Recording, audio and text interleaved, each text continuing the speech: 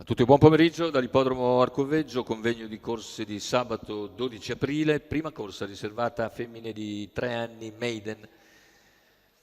Grazia Jet, Ginger Forget Kampf, Grace CR, Gerbera Jet, Ginger Spritz, Giulietta Clan in prima fila, Grade One Run, Giorginia, Glamour Trio e Gogollona in seconda.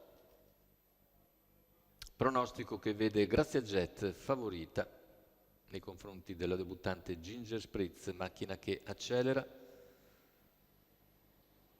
e al via Grazia Jet viene attaccata da Gerbera Jet e Ginger Spritz che si avvantaggiano, però sbaglia Grazia Jet cercando di rientrare alle avversarie. Numero 1, Grazia Così Jet, squalificato. Gerbera Jet che conquista la testa, ma presto viene sopravanzata da Ginger Spritz che conquista dunque il comando. 15-1 per i primi 200. La controfavorita al comando dunque. Ginger Spritz in vantaggio nei confronti di Gerbera Jet. Poi vediamo la mossa dalla terza posizione di Gogollona che era terza alla corda ma ha spostato per non rimanere chiusa e avanza in breve sulla leader Ginger Spritz per 500 metri di gara. All'esterno c'è anche Giulietta Clan. Intanto i 600 in 47,3 con la leader che continua a guidare tranquillamente. Gogollona rimane a lato di Gerbera Jet, più indietro Ginger Forget Kampf che è affiancata da Giulietta Clan, ancora Grade One Run, via via. Le altre con impegnato dal fondo anche Giorginia.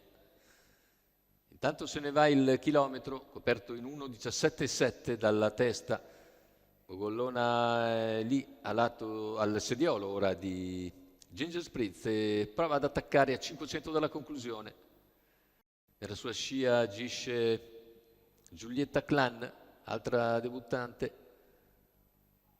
Ginger Spritz replica a Gogollona che però rimane lì al suo esterno anche a 300 dalla conclusione. Ritmo che si è velocizzato con un 14,8, ora a 15,3, siamo in retta d'arrivo. Gogollona attacca nuovamente Ginger Spritz che tenta la difesa. Gogollona è in grado però di passare a 100 dal palo. Gogollona è in vantaggio, deve guardarsi dall'affondo interno di Gerbera Jet e soprattutto da quello esterno di Giulietta Clan, ma vince bene Gogollona con un percorso totalmente esterno, 1.16.1 il ragguaglio finale con 29.7 a chiudere per Gogollona che trova la sua prima vittoria in carriera.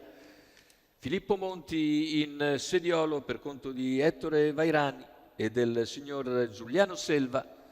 Bel percorso esterno scoperto che permette a Gogollona